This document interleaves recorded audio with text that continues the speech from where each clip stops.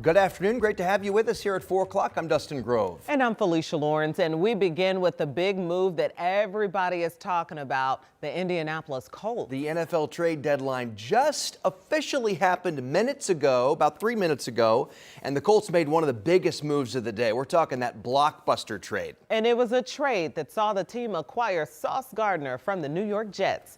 Dom is here to break it all down for us, and this is a big move for the Colts. Huge, absolute blockbuster, like you guys said today out of GM Chris Ballard. You got to hand it to him. Really big time move that makes this team immediately better. So here you go. Here it is. The Colts trade a first-round pick in 2026, a first-round pick in 2027, and wide receiver A.D. Mitchell in exchange for two-time first-team All-Pro, two-time Pro Bowler, and 2022 Defensive Rookie of the Year cornerback Sauce Gardner of the New York Jets. The Jets are tanking. We don't care about that. We care that we got a really, really good player here in Indy. This is a defensive backfield for the Colts that's been decimated by injuries. Practice squad players have been having to play significant snaps in recent weeks. Now a bona fide stud out there on the edge for you of this defense. There's no question. A huge deal for the Colts. And look, it's a haul to give up. Don't get me wrong. 2 firsts and a young player like A.D. Mitchell with a ton of potential. That's significant. But for a team who's trying to compete, now a Super Bowl window has opened up for this team. You have to imagine. That's how Chris Ballard feels, and it makes this team immediately better. We're going to hear from Jake Arthur of Locked On Colts and Roundtable Sports coming up here at 5. We're going to continue to analyze this, break it down. What's this haul mean that the Colts are giving up, but what's the player they're getting in return, and what does this mean moving forward this season? But it's the most significant trade of the Chris Ballard tenure by far, so you can see the sense of urgency he feels and the faith in this team as well. And we'll be looking to see the implications of this. Yeah. Okay, if Dom says it's a bona fide stud. It's a bona fide stud. We're going to the Super Bowl, everybody. All right. Okay, all right. Easy. One game at a time. All One right. game at a time. We'll look forward to your updates coming up at 5 and 6, Dom. Thanks. All right, our other all-star is here as well. Angela's tracking the weather when we saw just sun. Yes. And pretty mild out there. We're in the 60s For November? For November, and with a few clouds and a stronger southerly flow of air, temperatures really aren't going to drop too much tonight. So we'll get into it. We'll take you back outside across central Indiana, where temperatures, as I mentioned, are in the low to mid 60s for most of us. Ooh, still some great fall color. You can see it popping from our camera at the Country Club of Indianapolis. Brown County, we have 63, Crawfordsville 62, Morse Reservoir 63, and 63 with some sunshine in Bainbridge. Some sun, some clouds for the rest of today. Early evening temperatures will fall through the 50s, but as I mentioned, because of that stronger southerly flow of air, the numbers really aren't going to drop too much more during the overnight hours. Might need a jacket or a sweatshirt out the door early tomorrow, but then it's short sleeves weather again tomorrow afternoon. We're at 65 at noon, and high temperatures tomorrow afternoon nearing 70 degrees. Not quite as warm on Thursday, still a mix of sun and clouds in that Thursday forecast. Will be in the upper 50s, close to 60, and then all eyes on Friday, the early part of the day. Here comes our next rain chance. We'll talk about this and a big temperature tumble that's coming in the 7-day forecast, just minutes away. Thanks, Angela. And developing this afternoon, a man is dead after his plane crashed in a field in Madison County. It happened around 12:30 this afternoon, just north of Anderson. Our Ashton Hackman got to the scene not long after it happened, and he joins us now live with what he's learned so far. Ashton, what's the scene looking like right now? Dustin and Felicia, we are on North County Road 100 West near 375 North. As you can see behind me here, crews have this intersection blocked off.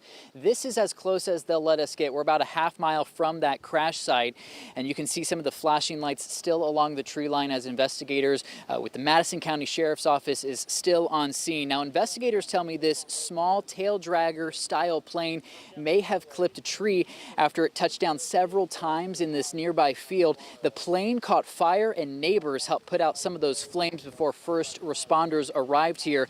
Now, medics tried to save the pilot performing CPR, but unfortunately he didn't make it. Deputies believe and tell us that he was flying from Rensselaer here to Anderson. I'm told the airport tower nearby, they had contact with that pilot shortly before the crash, but there were no signs of any issues. So right now, deputies are waiting for federal investigators to arrive. The FAA investigators en route, and then they will request certain things of our investigators and we provide that information to them. Much like an auto crash, then whatever request they have, additional assistance, we provide that.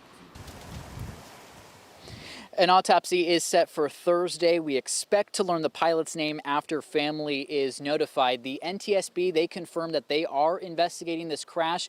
FAA investigators, they are also on their way here to this crash site. And until then, I'm told that plane, it won't be touched by deputies or anyone here that isn't from those federal agencies. So Dustin and Felicia, as you can expect, this road, it's going to be closed for the next several hours as they wait for those federal officials to arrive here and begin what is typically a very long investigative process when it comes to plane crashes. Yeah, weeks and months. All right, Ashton Hackman reporting live for us this afternoon. Thank you. Well, it is official. Today marks day 35 of the federal government shutdown, and that ties the record for the longest ever shutdown in U.S. history. The impasse in Congress is health care funding. Democrats may accept a standalone vote to extend Affordable Care Act subsidies that are expiring. No word yet whether that will happen.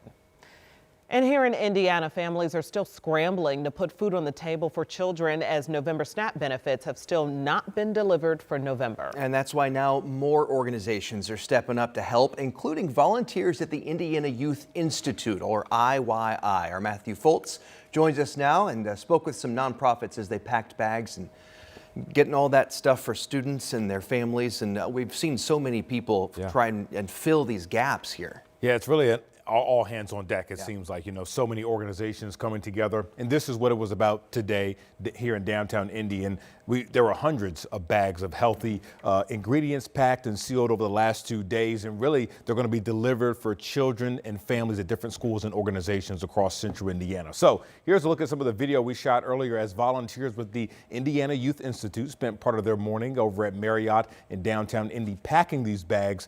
This was in partnership with Packaway. So they say the goal is to pack up 30,000 of these healthy meals that will then be sent to schools and youth organizations across the state. And leaders with Packaway tell me that right now the need for these type of bags is greater than ever, especially with the shutdown now going over a month. Usually we get about a call a day asking about food.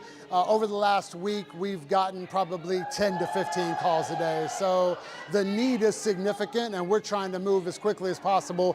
These will be in food pantries probably by as soon as next week.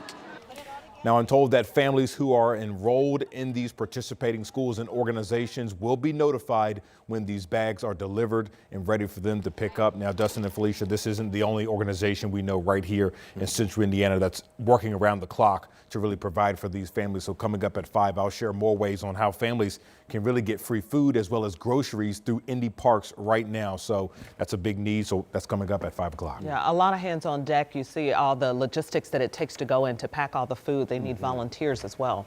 Thank you, Matthew. Yep. Now to the growing debate over data centers in central Indiana. As we told you last month, Franklin Township pushed back and won when Google backed out. But in Morgan County, our Alex Almanza explains why some people worry they're running out of moves.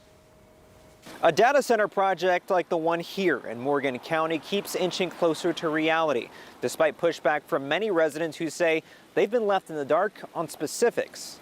In a split vote last month, commissioners approved another 158 acres for what's known as Project Louis. Neighbors tell me they're worried about noise, water use, and transparency. But business owners here are also speaking up, saying their frustration isn't aimed at the folks selling their land, it's aimed at the tech giant behind it all. But if it comes down to this is what we have to swallow, then gosh, at this point, Google, we are begging you to be a good neighbor. We're not mad at the property owner. We're not mad at them for getting rich. We're mad because they are putting a business here that is not zoned to be here and they did it behind our backs. That's it. Yep. That's our story and we're sticking to it. Commissioners say the project could bring growth and new tax revenue, but opponents plan to keep fighting, even threatening more lawsuits to try and stop construction. In Monrovia, Alex Almanza, 13 News. Alex, thank you. America is remembering former Vice President Dick Cheney today. Flags across the country were lowered after news of his death. This is video here of the flag now at half-staff over the White House. Dick Cheney served alongside George W. Bush and was an influential player for decades in D.C. The family confirmed the 84-year-old died from complications of pneumonia and cardiac and vascular disease. NBC's Alice Barr has the details from Washington. Hi there. The death of Dick Cheney, one of the most influential vice presidents in modern history, is touching off condolences and reflections on a complicated legacy. He's being remembered as an architect of the global war on terrorism and the Second Iraq War, while serving as vice president to President George W. Bush, who today called him among the finest public servants of his generation. Cheney was also defense secretary under the senior President Bush and a U.S. representative from Wyoming before that. He was highly influential during the Bush-Cheney administration, often referred to as a co-president, and steered the post-9/11 push to invade Iraq and depose Saddam Hussein.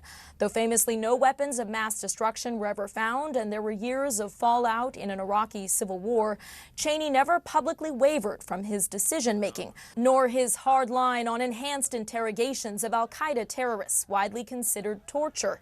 He called them legal, essential, and justified. Cheney's daughter, Liz Cheney, climbed the Republican leadership ranks in the U.S. House before running crosswise of President Trump when she became his vocal critic following the January 6th Capitol attack. Dick Cheney, a towering conservative figure, said he voted for Kamala Harris in the last elections against Donald Trump and in solidarity with his daughter. After decades of heart problems, Cheney's family said he died Monday night of complications from pneumonia and cardiovascular disease. He was 84. In Washington, Alice Barr, NBC News.